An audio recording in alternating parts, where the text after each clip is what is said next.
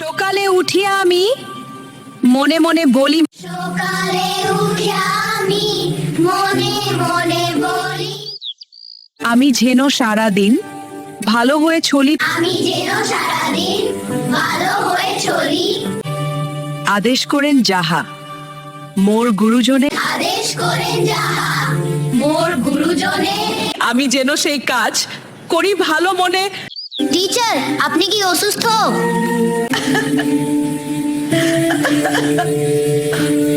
মা, তুমি আবার কাশছো? 3 সপ্তাহ হলো এই কাশি। ডক্টর দেখাবে না? আরে তেমন কিছু না, স্কুলের ধুলা গরমে এমনটা হয়েছে মনে হয়। আমার কাছে বিষয়টা ভালো লাগছে না। আমি কালকে ডক্টর অ্যাপয়েন্টমেন্ট নিয়েছি। গোলামের পুত, অযথা টাকা খরচের দরকার নাই। আমি তোমার কথা শুনছি না মা। রিপোর্ট কি আসছে রে? আমি বলেছিলাম মা, আমার ভালো লাগছিল না। তোমার ক্যান্সার ধরা পড়েছে। ভয় পাবেন না, প্রাথমিক অবস্থায় ধরা পড়েছে। সময় মতো চিকিৎসা, সঠিক খাবার আর মানসিক শান্তি, এই 3টাই ওষুধ। মা, ডক্টর যেভাবে বলেছেন তোমাকে কিন্তু মেনে চলতে হবে। গোলামের পুত, ঠিক আছে। ওরে শুনছিস, নীলুফার নাকি ক্যান্সার। হাই, ওসব তো ছড়াচ্ছে, দূরে থাকবি। ওরা কেন এমন বলে?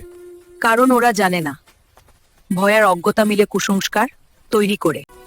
আমরা জানাবো, তাহলেই আলো শুরু হবে। তোমরা সবাই কেমন আছো?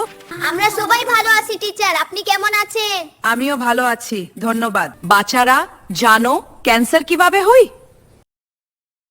ধূমপান, অস্বাস্থ্যকর খাবার, কাজের চাপ, এগুলো আমাদের শত্রু। কিন্তু সবচেয়ে বড় শত্রু হলো ভয়। ভয়কে জয় করতে পারলে যে কোনো অসুখকে হারানো যায়। আপনি ক্যান্সারকে হারিয়েছেন? না রে, আমি লড়ছি, প্রতিদিন আলোর পথে হাঁটছি। ক্যান্সার মানে শেষ নয়। জানুন, সতর্ক থাকুন, কুসংস্কার ভাঙ্গুন, সাহস রাখুন।